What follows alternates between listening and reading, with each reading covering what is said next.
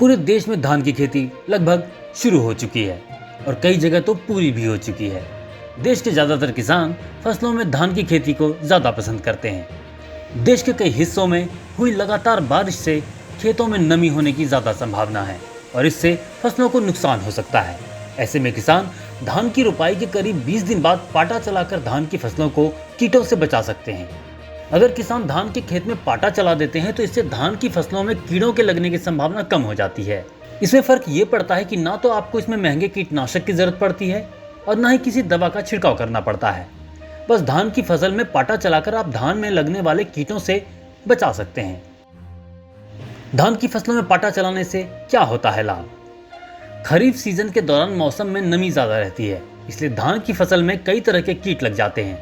इसमें पत्ती फुदका, पत्ती लपेटक कीट और राइस हिस्पा जैसे कीट लगने की संभावना ज्यादा रहती है। रोपाई के 15 से 20 दिन के बाद यदि आप धान की फसल में पाटा लगा देते हैं तो आपकी फसल कीट रोग लगने से बच सकती है।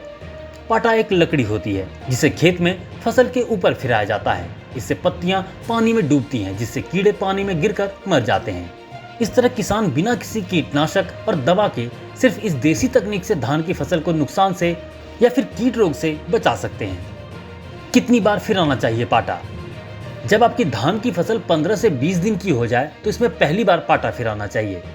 दोबारा जरूरत होने पर 30 से 35 दिन में आप ऐसा कर सकते हैं। पाटा चलाने के लिए खेत में पानी का होना जरूरी है। कैसे चलाएं पाटा? इसके लिए आप 10 से 15 फीट का बांस लें जिसका वजन 10 से 15 किलो होना चाहिए और इसमें एक रस्सी बांधकर आप इसे खेत में घुमाएं। ऐसा करने से धान की जड़ों में थोड़ा झटका लगता है। इससे धान की फसल में चिपके सुंडी जैसे कीट झड़कर पानी में गिर जाते हैं और मर जाते हैं। पाटा चलाते समय इस बात पर ध्यान रखें कि पाटा सीधी व उल्टी दोनों दिशा में चलाएं। पहली बार सीधी तरफ तो दूसरी बार उल्टी तरफ पाटा चलाना चाहिए। इससे कीटों से आसानी से छुटकारा पाया जा सकता है। बेर की डंडी भी है फायदेमंद। कई किसान बताते हैं कि बेर की लकड़ी फिराकर भी शुरुआती धान की फसल में लगने वाले कीटों से छुटकारा पाया जा सकता है। इसके तहत बेर की एक डाल को काटकर उसे पूरे खेत में घुमाया जाता है। ऐसा करने से बेर के कांटों में फंसकर कीटें पत्तियों से अलग हो जाती हैं। ये काम धान की फसल के शुरुआती दिनों में आसानी से किया जा सकता है।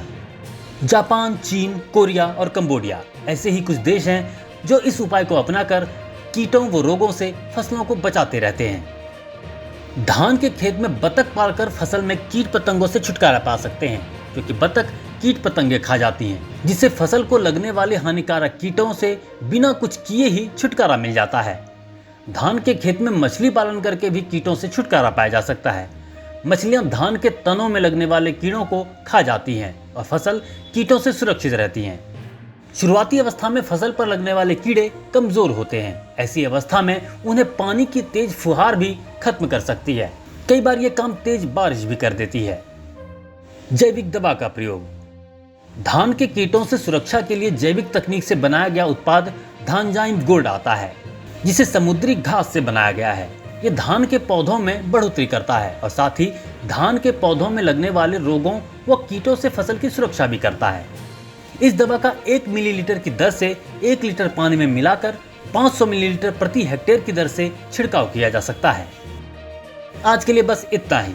नई अपडेट के साथ आपसे फिर मिलेंगे। तब तक के लिए नमस्ते।